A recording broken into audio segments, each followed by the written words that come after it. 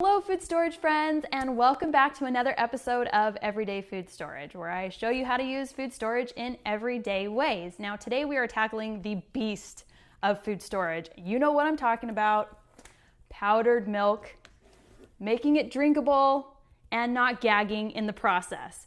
Now I have some perfect foolproof tips that I'm going to show you today on how to make drinkable powdered milk that won't make you gag, and also how to pass it off to your family in terms of peanut butter and jelly sandwiches, cereal, chocolate milk, and even with milk's favorite cookie. Now let's get started.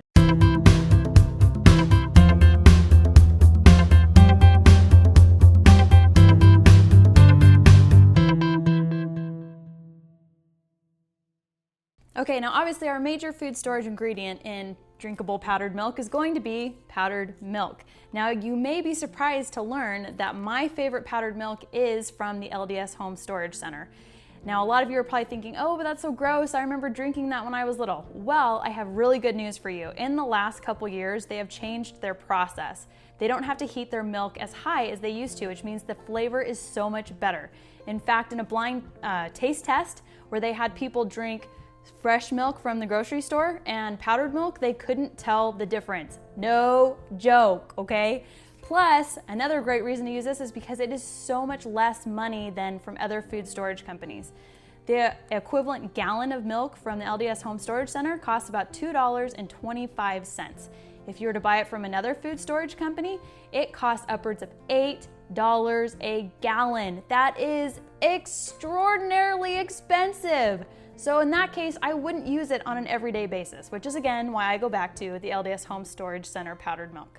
Plus, if it's been a while and you think, well, I don't live by one, or I don't have time to go in, guess what? You can purchase it online and they will ship it straight to your house for only like $3 shipping. It is so great. I will put a link below on where you can click to purchase it online. Now, the next ingredient is obviously going to be some water.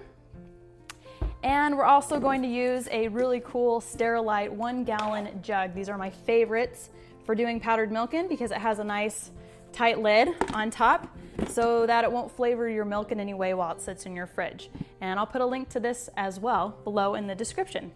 Now, let's get started mixing. Okay, now into our jug, we are going to add in 2 quarts of water. Now the reason we're doing this is because we want to put in half the water and mix in all of the powdered milk, then add in more water. That will make it easier to mix it all in this. Sometimes people say to do it in a blender, which you could, it's just another thing to wash, and I'm not into washing extra dishes. So now we're gonna add in 3 cups of powdered milk.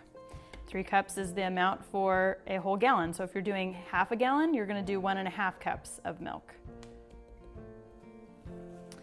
And then we are simply going to give this a good stir.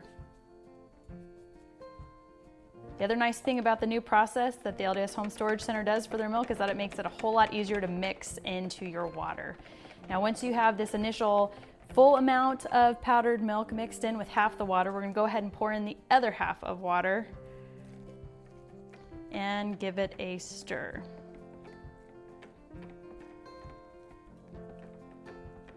Okay, now you're gonna notice, whoops, it's still frothy just like before. However, once we put this in the fridge overnight, that froth is going to calm way down. Now at this point, there are a couple other tips and tricks you can try if you really are afraid your family's not gonna like it.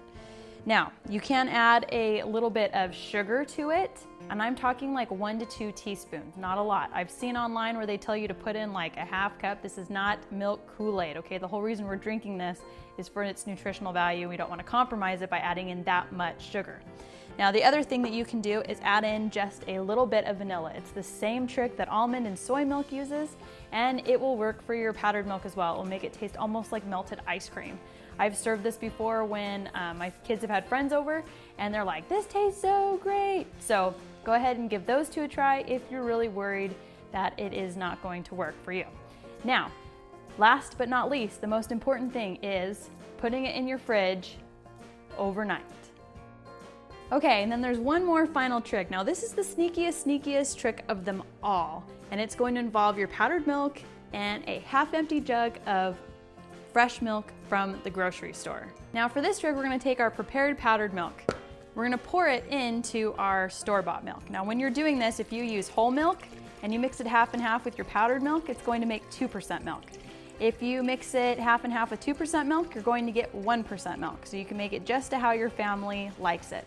Now I like to use a funnel because I'm not into making messes and having to clean up messes. And you're just gonna pour the milk inside, and again, you're going to make sure it chills overnight, and you're going to give it a good shake when it's all done to make sure it gets well incorporated. Now just put the lid on and give it a good shake. Okay, now again, make sure you put this milk in the fridge overnight before you give it to any unsuspecting family members. Okay, I've showed you how to make delicious powdered milk, but here is my all-time best tip for passing off powdered milk to your family, and that is do not tell them they are drinking powdered milk, okay? So, if you need to, make sure you serve it in your child's favorite cup. Serve it with their favorite peanut butter and jelly sandwich. Pour it in their favorite cereal. Mix in some delicious chocolate syrup or your kid's favorite chocolate powder like a Nesquik or something, and serve it to them after school as chocolate milk. And of course, you can always serve it with Milk's favorite cookie and have them dunk it in it. So now you know the secrets to creating drinkable powdered milk that won't make you or your family gag. Now to make sure you are aware of all of my latest episodes, make sure you subscribe below. And make sure you leave a comment with either your huge success story about feeding powdered milk to your family, or I'm not ashamed to admit powdered milk used to be terrible in the past. Go ahead and leave a comment with your worst powdered milk story. Mine involves coming home late at night from a dance and pouring myself a big glass of warm, frothy powdered milk. Blah. Aren't you glad you know how to use powdered milk now and that they have changed it? I know I am, and we will see you next week for another episode of Everyday Food Storage. Want the recipe? Visit storethisnotthat.com and click the Everyday Food Storage link.